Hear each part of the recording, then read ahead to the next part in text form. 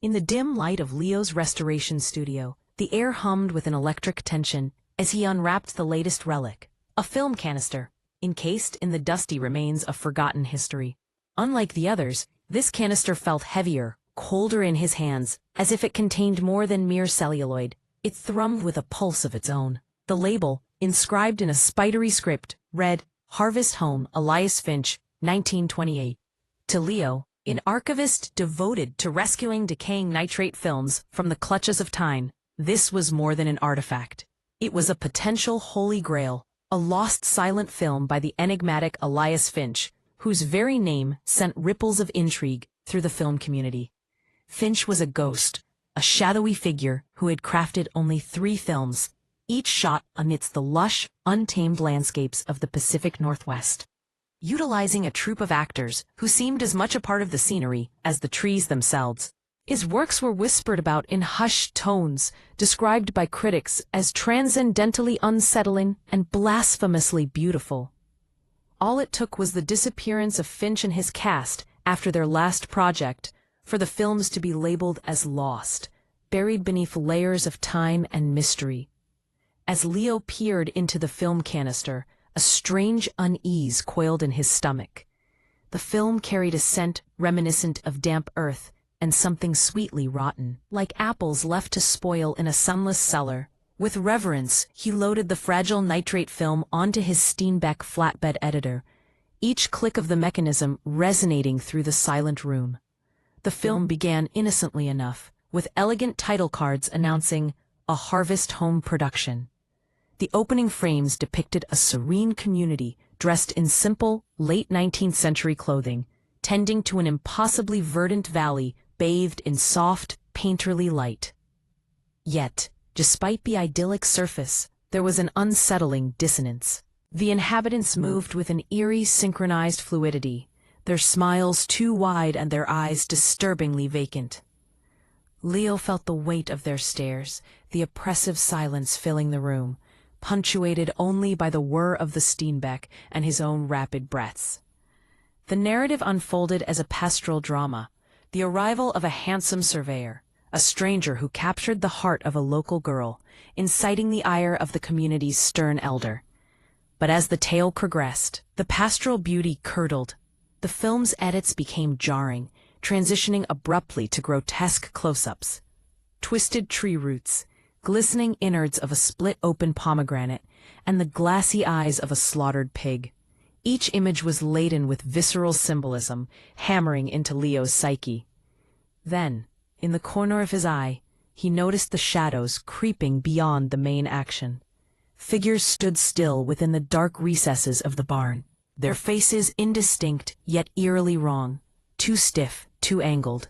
Rewinding the film, Leo examined each frame, and there they were, silent watchers, hidden among the trees, lurking in every outdoor scene. They were not scripted, they were merely present, waiting. With each passing minute, the unease in the studio grew almost tangible. The air turned frigid, the scent of rot intensifying as if emanating from the film itself. One night, as he worked late, he witnessed something that froze his blood. In a scene where the star-crossed lovers met by a babbling creek, one of the watchers, a tall figure with a face resembling weathered bark, slowly turned its head and looked directly at him through the lens. Heart-pounding, Leo slammed the stop button, dismissing it as a trick of the light, a flaw in the film's integrity. But the film was a siren, luring him back, beckoning him to uncover its mysteries. The narrative spiraled further into chaos. The final act morphed into a montage of bizarre ritualistic imagery. The community, now moving like marionettes, danced around a massive, gnarled tree at the center of the valley. The hands of the elder rose, holding a crude stone dagger, the stranger now part of their frenzied performance. The final shot was an unbroken take, the camera positioned at the base of the ancient tree, gazing up through its twisted branches toward the sky. One by one, the community members walked into frame, their faces devoid of previous vacancy, now filled with an ancient knowledge and a profound sadness. The last visage was that of Elias Finch himself, hollow eyes and silent mouth forming unspoken words as the scene faded to black. The film ended abruptly, leaving Leo in a frozen stupor, drenched in cold sweat. He felt violated, as if he had peered into a forbidden world not meant for human eyes. The studio was icy, the overpowering smell of rot engulfing him. Shaking, he approached the Steenbeck to eject the film reel, but it was stuck, unyielding. Just then, the projector whirred to life on its own, illuminating a scene he was certain had not been there before. It was a shot of his studio, filmed from the very corner where he stood. He watched in horror as the Leo on screen turned around, mirroring his shock, his terror.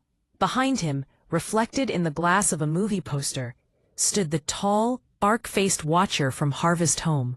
It was there, in his studio. Leo spun around, breath catching in his throat, but the studio was empty. The reflection had been achingly clear. He looked back to the screen.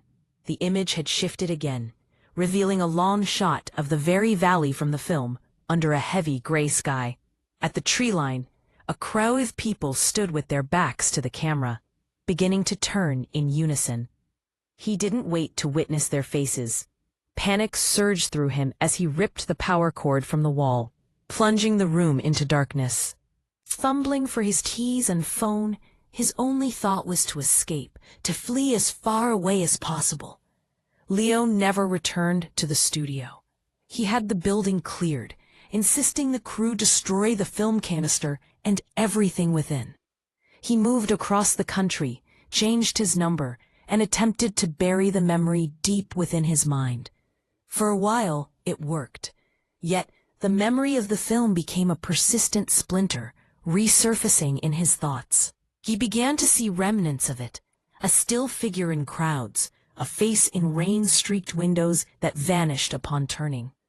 The scent of rotting apples would waft towards him, haunting him in sterile offices and bustling supermarkets. Haunted by his need for closure, Leo took to researching Elias Finch's property. Old land surveys and satellite imagery led him to the valley, now transformed into a state park. Compelled, he flew across the country, unable to resist the magnetic pull of the landscape. The hike was laborious, the forest dense and eerily silent. Then he stumbled upon it, the valley, precisely as depicted in the film. The creek, the land's layout, the twisted mountains standing sentinel in the distance, and at its heart, an ancient tree, just as in the final frames of the film. His blood ran cold. This was no mere film set.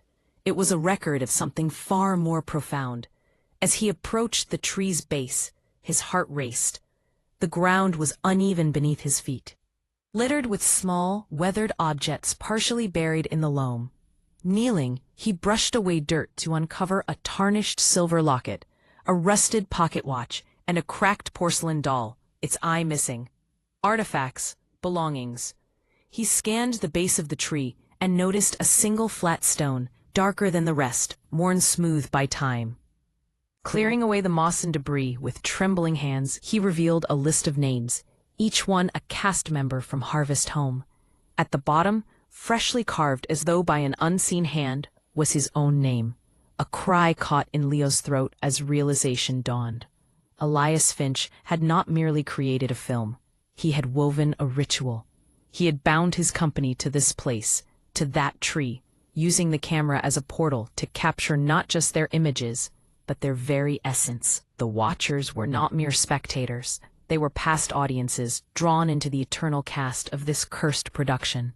The film was not lost. It was hunting. And Leo had not simply been a viewer. He had become the final piece of the casting process, providing the fresh, terrified eyes needed to complete the circuit. Turning to flee, he found the forest had shifted. Trees loomed closer, their branches intertwining to form an intricate cage. The air thickened with the stench of damp earth and rotting apples. From the shadows, the smiling community began to emerge, their movements smooth and chillingly real. Leading them was Elias Finch himself, wielding the crude stone dagger, a cruel smile plastered across his face. Leo's scream was swallowed by the immense, hungry silence of the valley. No longer an archivist, he had become the newest member of the cast, destined to perform forever in the final, unfilmed reel of Elias Finch's masterpiece.